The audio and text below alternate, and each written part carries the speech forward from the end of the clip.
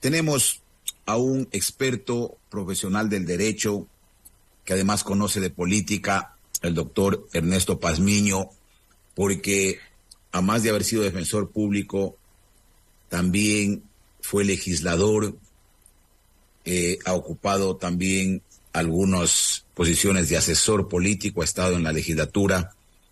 Es oriundo, obviamente, de esa gran provincia maravillosa de donde fue mi padre, de la provincia de Bolívar, una provincia de gente amantes a la cultura que ha dado buena semilla que está regada por todo el país.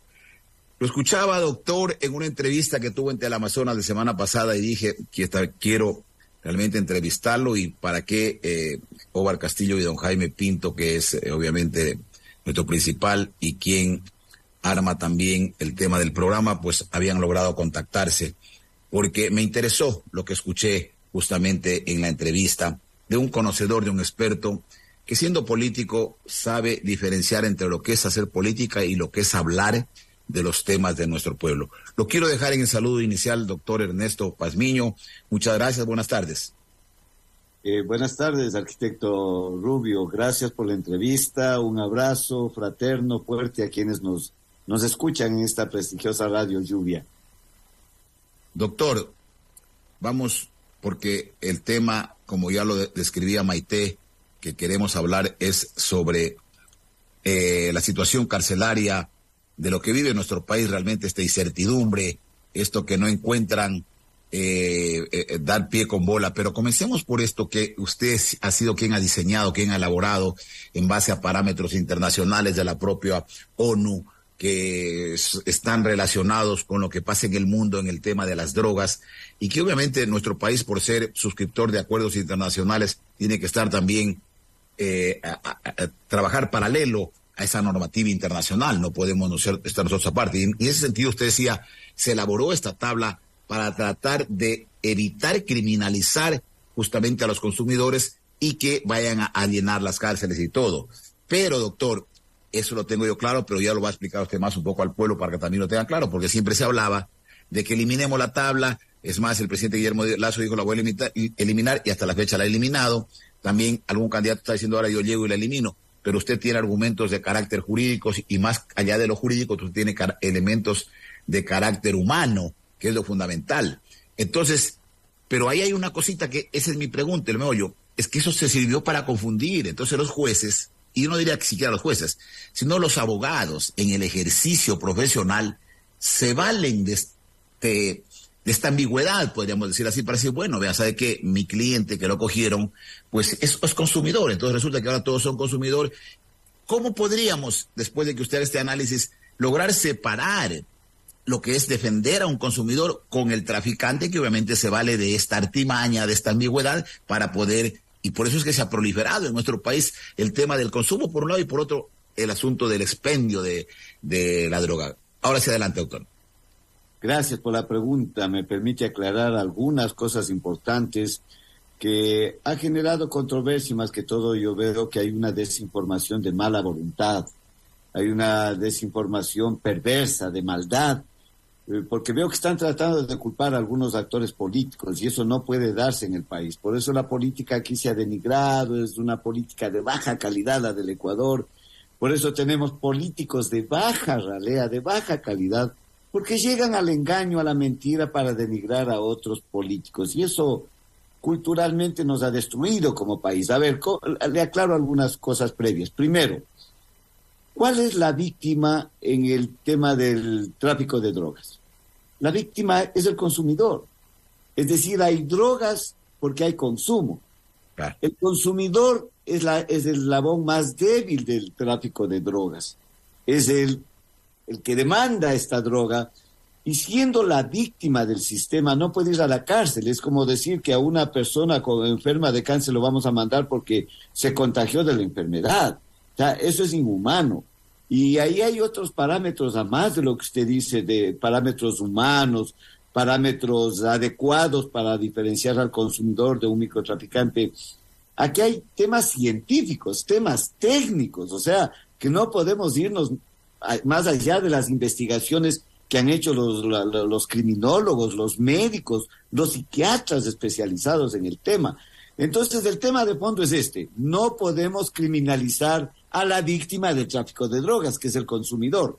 Hasta ahí estamos bien, doctor. Hasta ahí estamos bien. Excelente. Había que protegerlos, porque esto también se daba pábulo para que, perdóneme, cualquier consumidor, y obviamente que ya, como usted bien lo ha escrito, sabemos que es una patología, es un enfermo, como el alcohólico y muchos otros más, definitivamente iba a llenar las cárceles y no ganamos nada llenando de seres humanos las cárceles. Entonces, pero ahí viene, ¿cómo logramos para que no se malutilice eso, doctor?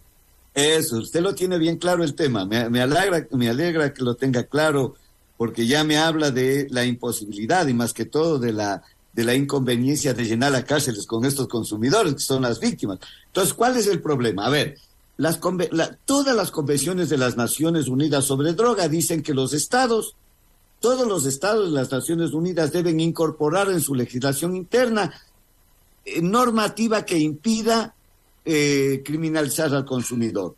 El artículo 364 de nuestra Constitución, atendiendo esas convenciones de las Naciones Unidas, incorpora un artículo que dice dos cosas fundamentales. Primero, el consumo, las adicciones es un tema de salud pública. Es decir, no es un tema de la policía, no es un tema del ejército y no es un tema del Código Penal. Es un tema del gobierno de establecer políticas públicas adecuadas para combatir la adicción y el consumo. Y en segundo lugar, este artículo 364 y las convenciones de las Naciones Unidas dicen algo muy importante. En ningún caso se criminalizará a un consumidor. Entonces, ahí viene el problema. El juez que recibe un parte policial de una chica detenida, de un chico detenido por posesión de drogas, nos decía antes, ¿y ahora cómo sé si es consumidor o es microtraficante? Muy bien, entonces hagamos lo que otros países han hecho con éxito. Se crean unos umbrales, es decir, unos parámetros, unos catálogos, en que le decimos al juez, a ver, señor juez, si la policía le encuentra a una chica en su cartera o a un chico en su bolsillo, máximo 10 gramos de marihuana, verá los porcentajes, los umbrales, es decir, la tabla diferenciadora entre el consumidor y el microtraficante. Máximo 10 gramos de marihuana y máximo 1 gramo de heroína. 1 gramo, ¿verdad? 1/8 de un tabaco, 1/8 parte. Y esa persona está consumiendo en la calle, en el mercado, en la casa, bajo el puente, donde sea, pero no hay evidencia de que estaba vendiendo, presúmale que es un consumidor. Y como tal, usted le inicia un juicio, porque puede ser que esté camuflado, como usted me dice, el gran traficante de drogas camuflado de consumidor. Le inicia el juicio para ver si es que es o no traficante de drogas, haciéndose pasar por consumidor. Pero no le mandes a la penitenciaría. Eso es lo que le queremos decir con los umbrales. Juez, no le mande a la penitenciaría. Pero si esa misma chica, que tiene 1 gramo de heroína en su cartera, ese mismo muchacho de 18, 19, 20 años, que tiene 1 gramo de heroína en su bolsillo, le ven en la puerta del colegio vendiendo, le ven en el parque que está vendiendo, le ven en la calle, o sea, que está vendiendo, ese es un criminal. Así tenga menos del umbral, así tenga menos del parámetro. A ver, le explico, si tiene 8 gramos de marihuana o tiene 0.01 gramos de heroína, está bajo el umbral, pero está vendiendo. Eso es un delincuente, es microtraficante. Doctor, perdone que lo interrumpa. Excelente su explicación y por eso le puse atención también a la otra entrevista. Usted lo explica magnífico, pero es que eso no se da en la realidad. El policía no lo hace ni tampoco el juez. Entonces, ¿qué es lo que siempre se hace? Y por eso se habla. Yo también tuve la oportunidad en el 84 al 86 de ser legislador alterno por la provincia, por aquí, por mi provincia del Oro, con el ingeniero Errol Carlos Betancourt.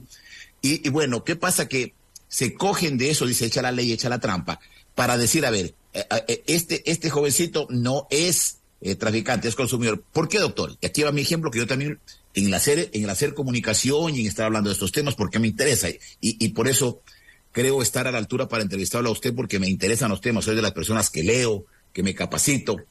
Entonces, ¿qué pasa, doctor? A ver, yo soy el traficante que llevo la dosis esta que está permitida en la tabla de heroína, ¿no es cierto? Menos del umbral, que está dentro del umbral. Entonces llego al colegio y lo vendo.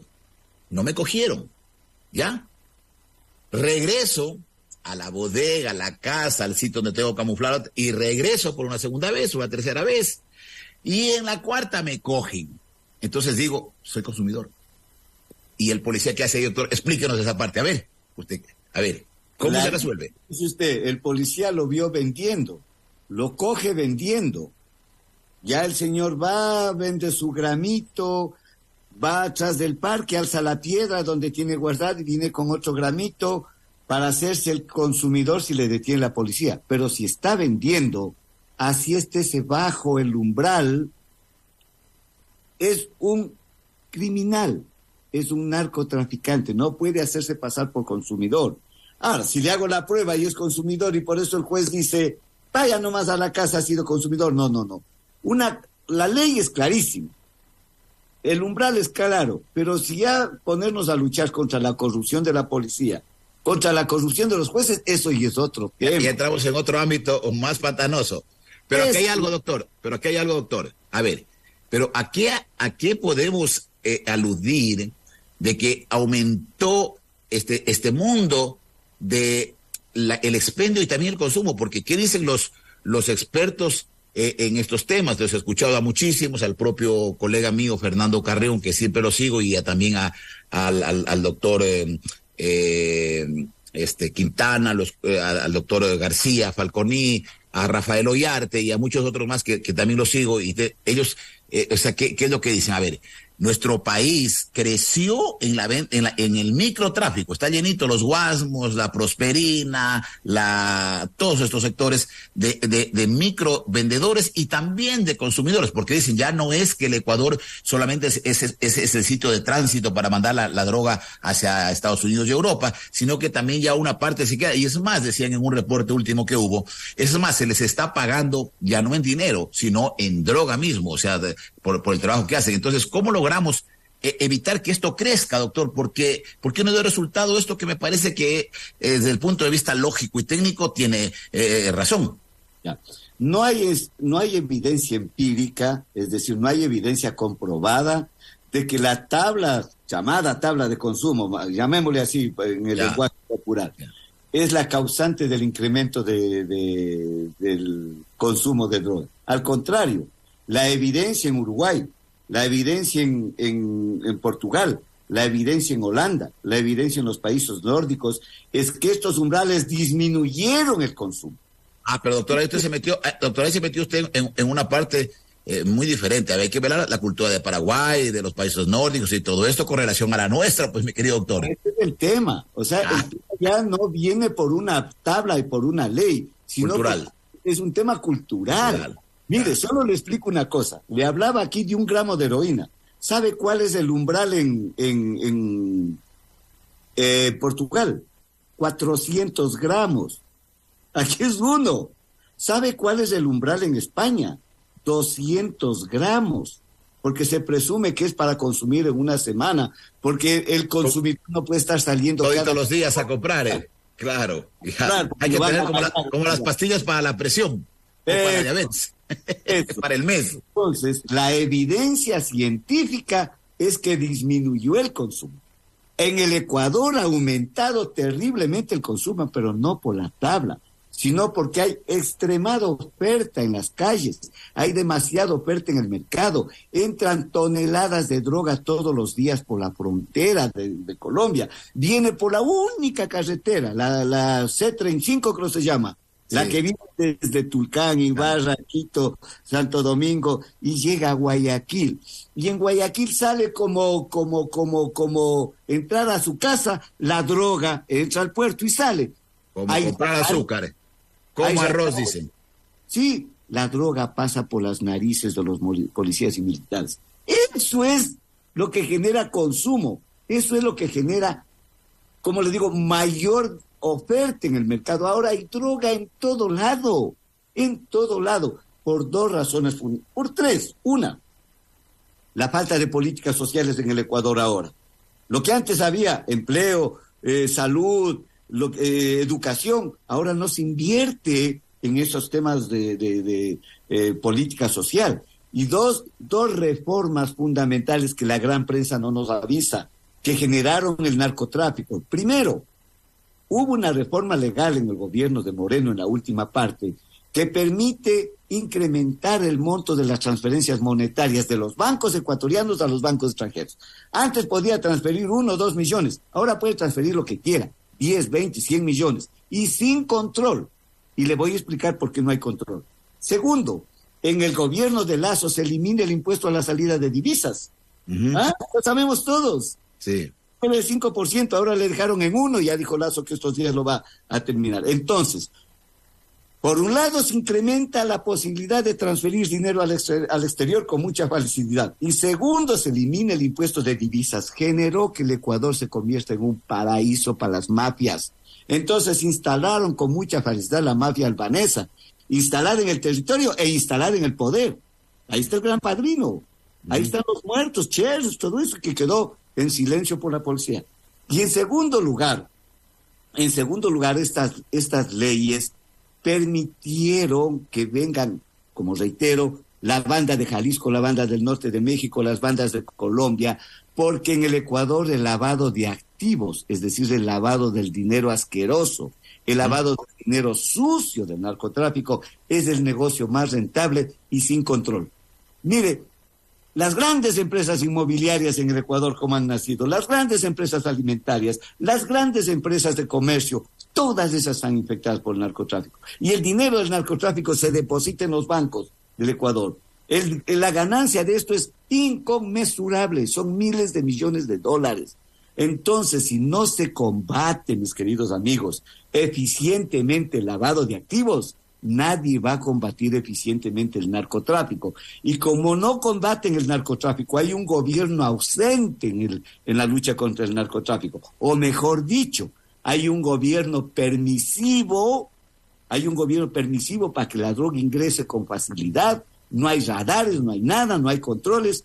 Eso es lo que genera el incremento del consumo, no la tablita de 1 gramo, no la tablita de 10 gramos. Vea, en Estados Unidos ya se legalizó la marihuana. En Estados Unidos ya no hay umbrales, no hay, como en los umbrales que le decía en Portugal, en España, 400, 200 gramos. En Estados Unidos puede tener lo que le dé la gana a usted. Le puede encontrar con una tonelada de marihuana. No hay problema porque está legalizado allá, está legalizado. Entonces la estrategia es la que hay que cambiar. Y ahí sí viene el plano político. Correcto. Doctor, perdóneme que lo interrumpe ahí. A ver, sí. Ya pasamos del tema de la tabla al otro tema que justamente estaba aquí planteado para tratar lo que está pasando en el sistema carcelario y lo que pasó con nuestro país. A ver, no discuto y no quiero decir que estoy en desacuerdo en el tema de que posiblemente la tabla de drogas no ayudó, o mejor dicho, empeoró. Pero ¿qué pasó? ¿Desde dónde acá, doctor, nuestro país se convierte en el nuevo paraíso del tráfico de drogas? Yo vivo aquí en la provincia del Oro, que es una provincia fronteriza, y yo me acuerdo por los años 70, en Arenillas, capturaron en el parque de Arenillas la policía aduanera, que no tiene nada que ver con drogas, pero por siguiéndose por ahí algún cacharrero, le capturaron media libra de droga. Eso era, perdóneme, una tremenda bulla y escándalo. ¿Te imaginas? Dice media libra de droga capturaron los aduaneros y le pasaron a la policía. Pero ahora resulta que ya no es novedad, pues se capturaron hoy una tonelada de droga en tal ciudadela de Guayaquil, en el trayecto entre Tulcán hacia Quito, dos toneladas, y por acá han estado encaletadas 4 toneladas. O sea, doctor, esto cambió brutalmente de aquí a 40 años atrás. A ver, entonces ahí me gustaría escuchar a usted, porque claro, es muy fácil decir, por ejemplo, Lazo tiene la culpa. Y yo al menos no quisiera creer que Lazo esté protegiendo a los narcos, y por el contrario hemos visto que se ha incautado hoy más que nunca droga. Pero claro, como me decía un abogado amigo juez que ya se jubiló aquí en el Oro, me decía, arquitecto, ¿y dónde está la droga que se captura? Dice, entra por un lado a la bodega y por la otra puerta de atrás sale. Dice, la misma se da la vuelta. Entonces, claro, dice, incineran de las 100 toneladas, incineran 20, y dice, ya se quemó, pero quedaron 80 que nuevamente regresan al mercado. Y me decía un poco de cosas más, porque él fue fiscal, fue juez y todo, y conocía y sabe de este tema. ¿Cómo logramos a estas alturas? Porque nuestro país está bien complicado, doctor, está bien complicado. ¿Quién es el salvador para esto? ¿Qué es lo que hay que hacer? A ver, doctor, desde su experiencia. A ver, se captura más droga, se incauta más droga en el país, eso es cierto, pero porque hay droga más que nunca en el Ecuador. Y usted suma todas las toneladas que la policía anuncia que ha incautado, vaya a comprobar en las bodegas, no encuentra ni la tercera parte. Lo que usted bien dice, y el fiscal, juez que le ha contado eso, tiene toda la razón. ¿Dónde está la droga que incautan? Entonces, el hecho de que incauten más droga no es que hay mejor combate a la droga. No, es porque hay demasiada droga en el mercado. Y por ahí capaz que alguna banda no negoció bien y lo incautaron. Entonces, ¿qué hacer? Eliminar esas leyes que favorecen el lavado de activos en el Ecuador. ¿Quién tiene que eliminarlas? Teníamos una asamblea que se dedicaron a torpedear y a tumbar presidentes y no se dedicaron a cambiar las leyes, doctor. El tema va más allá de legislaciones, de leyes y de cuerpos normativos, va más allá de eso, y lo que hay que implementar es políticas públicas adecuadas, no necesita de leyes. Le voy a dar dos ejemplos. El primero, a ver, si la tabla de drogas es tan mala, si la tabla de drogas es tan permisiva, ¿por qué no lo ha derogado ni Lenin Moreno ni Lazo? Y aquí es una cosa, la tabla no es por ley, porque yo esto dije hace 10 meses. Es un decreto ejecutivo. Sí, y salió Lazo a decir, es que no tengo mayoría en la asamblea. Le dije, farsante, mentiroso. ¿En qué ley está la tabla de drogas? Y ahí salen constitucionalistas, algunos que usted mencionó, penalistas famosos, constitucionalistas famosos que dicen, es que la asamblea vaga se dedicó a otra cosa y no se dedicó a legislar. Mentirosos, falsos. Es solo decreto ejecutivo. En 30 segundos Moreno o el señor Lazo podía terminar con la tabla. ¿Por qué no la eliminaron? ¿Qué es lo que hay tras de ello? Una cosa, le voy a explicar. Mire, el señor Lazo lo que puede hacer es, en 30 segundos, si no tiene un equipo jurídico, yo le doy haciendo el proyecto de decreto, porque solo tienen que decir, considerando que la tabla de drogas no vale. No funcionó. No funcionó. Guillermo Lazo Mendoza, presidente del Consejo, decreta, artículo 1, elimínese la tabla de drogas. Punto. ¿Por qué no lo hace? Porque los informes científicos, los informes técnicos, los informes criminológicos y las experiencias positivas de otros países aconsejan no hacer. ¿Por qué? Porque vamos a volver a lo que pasó cuando yo fui designado ministro de Justicia. Encontré que el 30% de los condenados por droga eran consumidores. Es decir, alrededor de 8,000 jóvenes entre 18 a 23 años. La víctima del sistema, condenado y encarcelado en la penitenciaría. ¿Cuántos jóvenes creen que murieron en las masacres siendo consumidores y encarcelados? Y lo otro, y estos jóvenes consumidores, víctimas del sistema, encarcelados, son reclutados inmediatamente por las bandas adentro, hombres y mujeres. Entonces, inmediatamente, como son jovencitos, fortachones y dispuestos a cualquier cosa por les atrae. Son los próximos sicarios que salen y matan sin piedad, son los vacunadores, los extorsionadores, y ya salen a formar parte de las estructuras de los carteles y las bandas. Entonces, si es que eliminamos la tabla, volveremos a llenar las cárceles de consumidores y la espiral de violencia, en vez de bajar, incrementará porque salen estos muchachos a expertos en el crimen. Cualquier muchacho entre 16 y 21 años que son detenidos por sicarios tienen dos virtudes. Primero, ser jóvenes. Y segundo, antecedentes penales. Lo primero que dice, el detenido sicario muchachito tuvo antecedentes penales. ¿Cuál es el antecedente penal? Vayan a ver, pues, detenido por consumidor, condenado por consumidor. Entonces la tragedia sería bárbara. Yo le pregunto siempre a usted, a quien me esté escuchando, a la mamá, al papá que me esté escuchando, si tiene un hijo adicto, consumidor, enfermo, y le coge la policía, le lleva donde el juez y el juez le dice, te mando a la penitenciaría porque has tenido 5 gramos de marihuana o 1 gramo de heroína, ¿qué va a hacer la mamita? Va a ir donde el juez, señor juez, mi hijo no es delincuente, mi hijo no es narcotraficante, es un enfermo, ayúdeme a curarle. Además ha estado bajo el umbral, por favor, de las drogas, no le mande a la cárcel. Ayúdeme a desintoxicarle. Y otra cosa, la Corte Constitucional en la sentencia 717-CN del año 2019, con ponencia del juez social cristiano Enrique Herrería Bonet, un juez de derecha. Él hizo la ponencia de la sentencia y todos los jueces aprobaron y declararon en la sentencia que los umbrales, los catálogos de estos que estamos hablando, no son más que referencias para el juez. Para el juez. Si hay un muchacho o una muchacha que le encuentran con más gramos del umbral, ¿verdad? Más gramos del umbral, pero no se le prueba tráfico y se evidencia que es consumidor.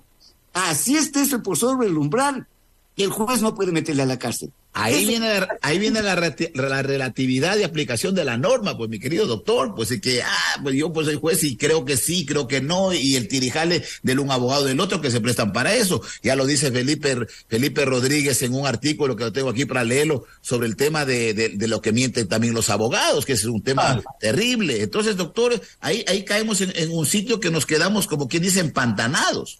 Ya, entonces ahí viene el problema de los abogados pícaros. Ya. Van a corromper a los jueces pícaros y se hacen pasar por consumidores a microtraficantes, narcotraficantes. Pero eso ya no es problema de la ley. Entonces eso es problema ya de una de corrupción, de falta de ética, de falta de compromiso que tenemos con la gente. Pero si hay un juez honesto, sí hay. Pero sí, no, sí hay, obviamente. Sí. Pero no, ya no están en la judicatura. Los jueces honestos ya han sido destruidos. Sí, por un juez honesto inmediatamente es denunciado por algo y al tercer día lo sacan con la judicatura. Y hay una cosa, usted ha de haber leído, porque ya no pudo callar ni Teleamazonas ni Ecuavisa, el informe de las Naciones Unidas sobre las drogas en el Ecuador, que dice en conclusión que el narcotráfico en el Ecuador ha metido sus tentáculos ya en las instituciones democráticas y dice con nombres y apellidos, entre otras instituciones, como la misma UAFE, como el mismo Ministerio del Interior, dice el Consejo de la Judicatura, narcofiscales, narcojueces, narcofuncionarios judiciales, y lo que es más grave, mi querido arquitecto Rubio, las Naciones Unidas dice que con más fuerza el narcotráfico ha incrustado sus tentáculos en el ejército y en la policía. Es decir, se llega a comprobar lo que hace 8 meses el embajador de Estados Unidos. Lo dijo, Bill Patrick. Generales. Entonces, si las instituciones encargadas de darnos seguridad a los ecuatorianos, si las instituciones encargadas de evitar que haya el ingreso de tráfico al Ecuador, si esas instituciones permiten el traslado de la droga y la salida por el puerto, ¿quién nos salva? ¿Quién nos cuida? Entonces, frente a esto, hay que cambiar la estrategia. 20 años yo vengo diciendo, ¿cuál es la nueva estrategia? Hay que abandonar la guerra contra las drogas, esta política, porque el único que gana en la guerra es los grandes carteles de narcodelincuencia. ¿Qué hacen? Ahí vamos a otro tema, doctor. Y bien lo ha dicho. Escuchaba también a un experto en manejo de drogas argentino hace algún tiempo atrás, en la que decía que de la droga que se exporta solo se captura el 20%.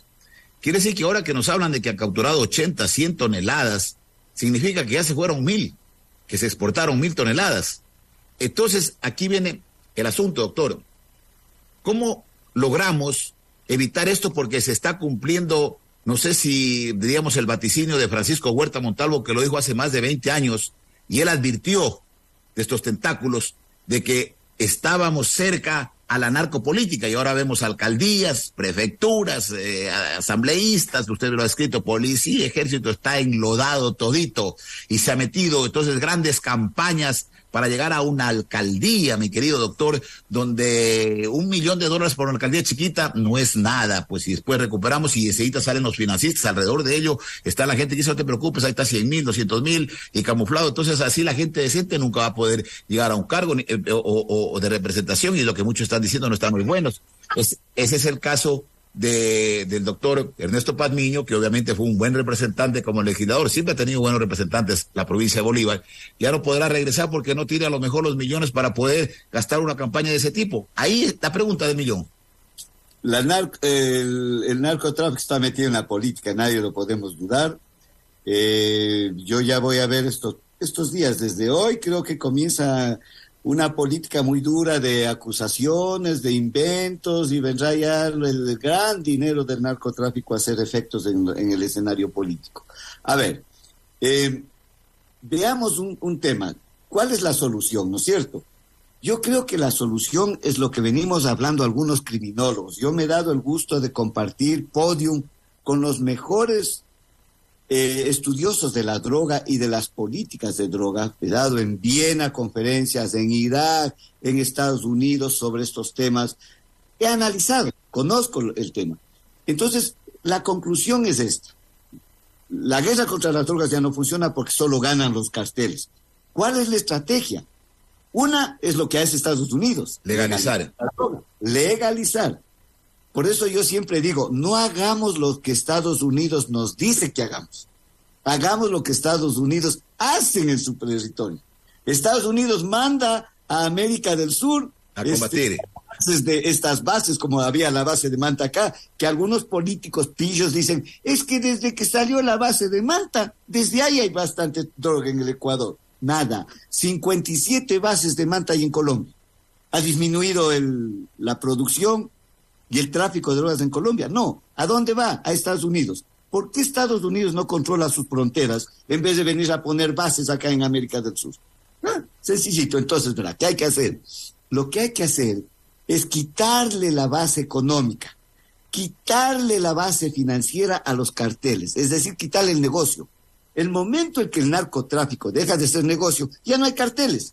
¿Qué hay que hacer? Un paso, el que le estoy diciendo, lo que hizo Estados Unidos, legalizar la marihuana ya. El segundo, lo que hizo Portugal, lo que hizo Holanda y lo que hizo nuestro vecinito cercano aquí, Uruguay. ¿Qué hacer? Regularizar la droga, no legalizar, regularizar. ¿Qué significa? Quitarle el negocio a los carteles y el Estado asume el negocio. Así, negocio. Y el Estado es el que distribuye droga en su población, vea. Ah, ¿cómo hacen eso? Pero ¿cómo le va el Estado a dar droga a mi hijo? No. Ah, ¿qué es lo que hace Uruguay? Creó un sistema de farmacias en todo el país. Pero farmacias, ¿qué? Conformadas por psiquiatras, psicólogos, terapeutas sociales, trabajadores sociales, es decir, expertos en el tema que trabajan con el enfermo, con el consumidor y su familia. Entonces, usted tiene un hijo que fuma una droga fuerte, la heroína, la metaldeínas, no sé cómo que hay esas drogas fuertes, los clorhidratos, esas drogas fuertes, y le va bajando, le va dando droga buena, no esas que venden con giras, con veneno de ratas en los barrios suburbanos, no, y le va bajando la droga, le va haciendo drogas más blandas y termina con la marihuana y finalmente termina quitándole. Recuperándolo. Doctor, quiero pedirle un favor. Tenemos que ir un ratito a una pausa comercial por nuestros anunciantes, pero vean, amables oyentes, estamos con un experto, con un expositor de alta calidad, que obviamente solo Radio Lluvia lo puede hacer. No se lo pierdan, yo sé que ustedes están muy preocupados.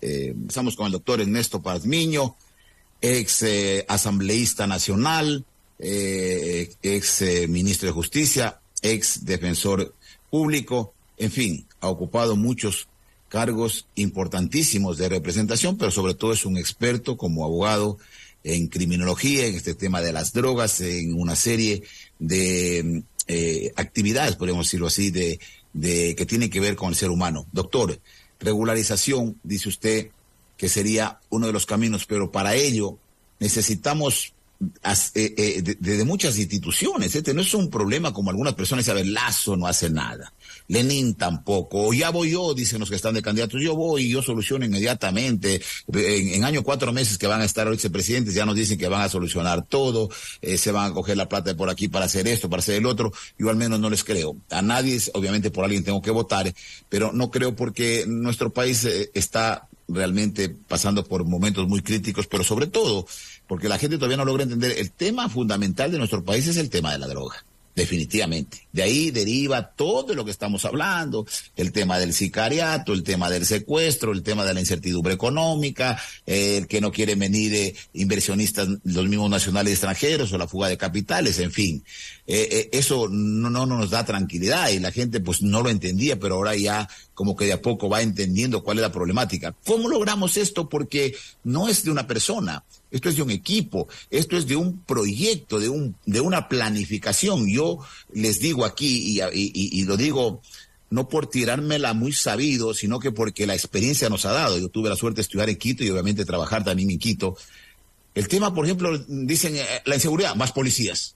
Entonces nos quieren engañar. Aquí en nuestro cantón dice, ya trajimos 50 policías más para este cantón, 25 para acá, 25 para allá, y ya está. Seguridad, cámaras, dicen otros. Seguridad, los patrulleros, les vamos a dar 2 motos. El prefecto del Oro está queriendo dar un helicóptero. Están equivocados, porque claro, yo estudié también planificación y sé, he hecho también algunos otros tipos de capacitaciones, como el tema de gobernanza, de gobernabilidad y gerencia política con la Universidad Católica de Guayaquil, la George Washington, y todo eso uno entiende la problemática cada día, de que este no es un asunto simplemente de logística, que no es un asunto de poner cámaras, ni de comprar chalecos, ni de comprar ametralladoras. Ahí lo quiero escuchar a usted, doctor, con sus sabios conocimientos. A ver, yo siempre aseguro que la inseguridad tiene relación directa con la violencia política y social que vive el país. Es un tema complejo.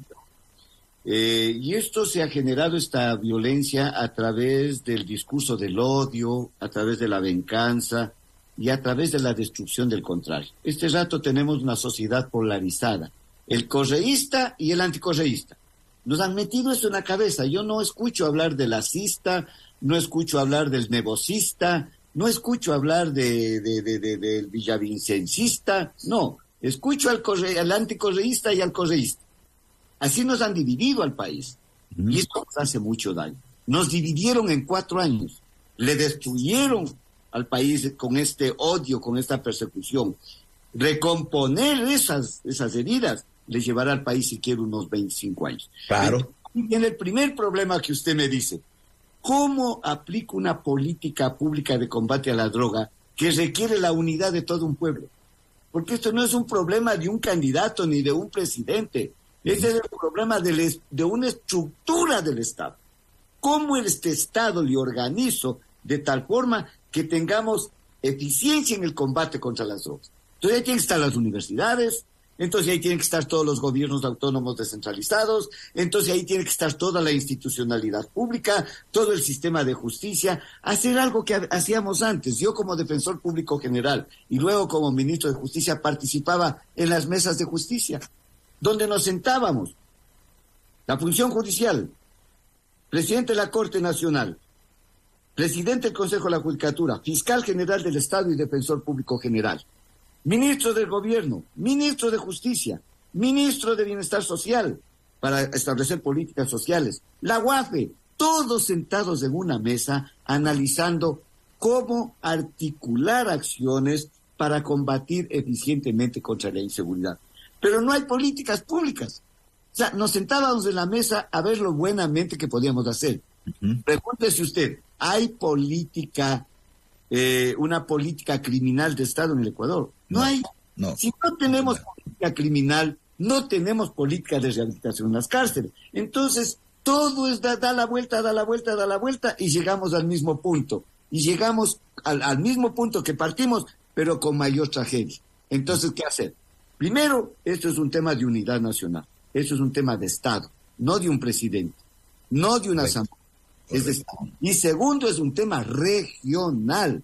Solo Ecuador no puede combatir las drogas si Colombia nos manda con mucha facilidad droga, si Perú nos manda con mucha facilidad droga, si Estados Unidos recibe con mucha facilidad droga. No vamos a lograr nada. Entonces, aquí lo que hay que establecer es lo que ha dicho Petro y lo que algún momento dijo Mujica. Necesitamos una unidad regional para establecer políticas públicas comunes que nos permitan enfrentar estrategias adecuadas y compartidas para luchar contra la droga. Así de sencillo. ¿Qué hace la CAN, por ejemplo? ¿Para qué ha servido la CAN? Ahí están los organismos internacionales generalmente superditados a las políticas de Estados Unidos. Hay que buscar una entidad sudamericana. Ahí se pensó muy bien en esto, ¿cómo se llamaba esta entidad que funcionaba? UNASUR. Pero enseguida lo destruyeron, lo acabaron, las políticas de derecha, los que no quieren combatir el narcotráfico, porque aquí hay que aclarar otra cosa. Identifiquemos a quién no quiere combatir el narcotráfico. ¿Quiénes lucran del narcotráfico? Uno de los principales lucradores del narcotráfico, lo digo con nombre y apellido, son los banqueros ecuatorianos. Con nombre y apellido, el señor Lazo, el señor Fidelegas, los Isaías, los dueños de los bancos. Miren, entonces eso es la tragedia. No tenemos una unidad nacional para combatir en conjunto en el Ecuador al delito de tráfico. Y no tenemos una política y una estrategia regional para combatir con estrategias adecuadas, no con policías ni militares, no. Entonces aquí se cree que mientras para combatir la inseguridad, 15,000 nuevos policías, 4 millones de municiones y 300,000 fusiles. Crea más violencia. Eso genera más violencia. Las políticas tienen que ir por otro lado. Entonces, donde no haya un muerto más. Vea, hay problemas. ¿Y qué dice el señor Lazo? Estado de excepción. Seguir estado de excepción. Hay 20 muertos en Guayaquil. Es estado de excepción. ¿Qué ha superado eso algo? No. Ecuatorianos, ármense. Cojan un arma, libre porte de armas y maten al terrorista, al delincuente. Ejército, mate al delincuente. No le armemos al pueblo de violencia.